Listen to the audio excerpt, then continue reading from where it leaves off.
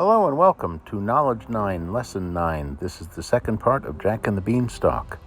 We're going to be listening to a story that continues from the last time. And I think our hero, Jack, had gotten into some trouble and he had to be hiding. Yes?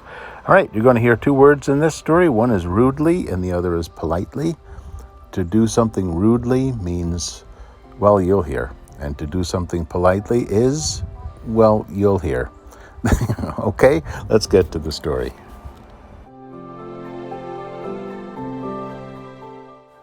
Goodness gracious, it's my husband, said the giant's wife. What on earth shall I do? Quick, jump in here. And Jack jumped into the oven just as the giant came in. He was a big one, to be sure. He had 3 cows tied to his belt.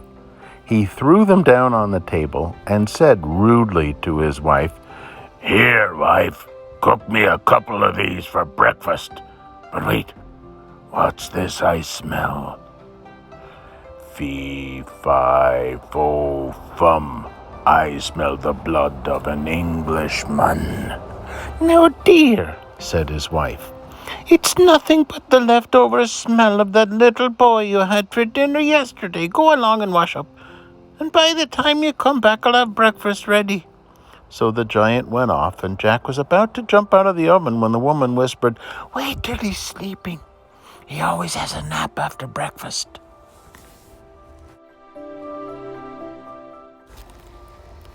The giant gulped down his breakfast. Then he went to a giant chest and took out 2 big bags. He sat down, and from the bags he took out piles of gold coins. He began counting them very slowly. 1, 2, 3, 4. And then his head began to nod, and he began to snore, so that the whole house shook.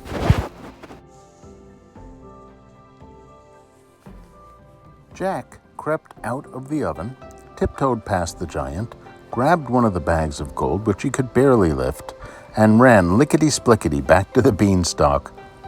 He threw down the bag of gold, which fell kerplunk into his mother's garden, then climbed down, and at last he reached the ground. "Well, Mother, wasn't I right about the beans?" he said. "They really are magic." How do you think Jack's mother responded? Well, for a while, Jack and his mother bought what they needed and a little more with the bag of gold. But at last the bag was empty, so Jack made up his mind to try his luck again at the top of the beanstalk. He climbed and he climbed and he climbed, and once again, sure enough, there was the great tall woman standing on the doorstep of her house, and once again he asked for something to eat.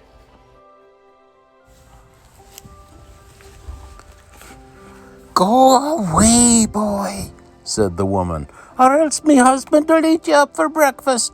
But see, aren't you the youngster who came here once before? Do you know, on that very day, my husband lost one of his bags of gold?" "Oh, did he now?" said Jack. "How very strange. Maybe I could help you find it, but I'm so hungry I first must have something to eat." So the great tall woman gave him something to eat. But he had hardly taken a bite when thump, thump, thump, they heard the giant's footsteps. Once again, the wife hid Jack in the oven. It all happened as it had before. In came the giant, bellowing, Fee, fi, fo, fum. Then, after gulping down 3 broiled oxen for breakfast, the giant said, "Wife, bring me my hen and my golden harp."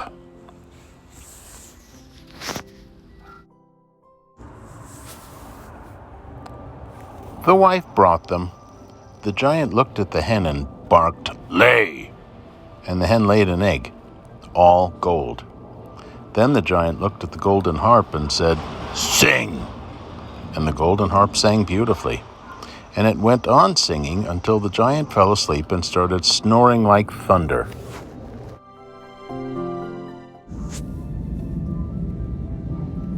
Jack sneaked out of the oven and crept like a mouse on his hands and knees.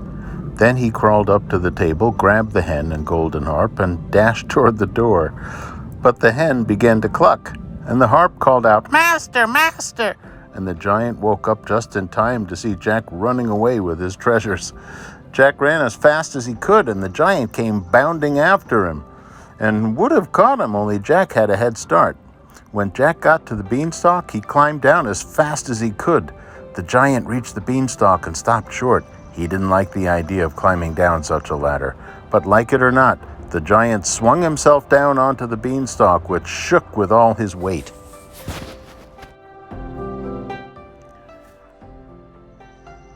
By this time, Jack had climbed down and reached home.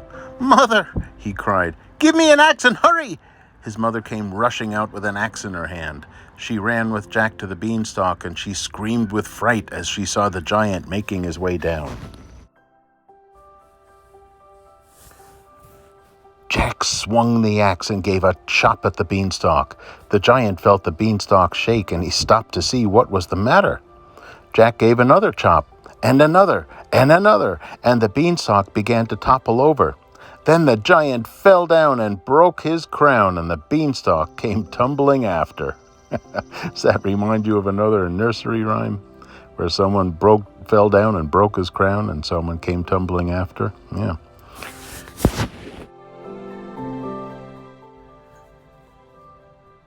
From then on, Jack and his mother had all the money and music they wanted, for the hen gave them golden eggs, and the harp sang for them all day long. And they lived happily ever after. Now, in the read-aloud you heard, he threw them down on the table and said rudely to his wife, "Here, wife, cook me a couple of these for breakfast." Say that word, rudely. Yeah, to act rudely means that you're doing something in a way that hurts others or it's not polite. Like the boys rudely cut to the front of the lunch line, So what's that word we're talking about? Rudely. That's right. And what is its opposite? Politely. So the boys were helping to pick up apples that fell out of the bag. They would be acting politely. So rudely and politely. Okay, that's it. And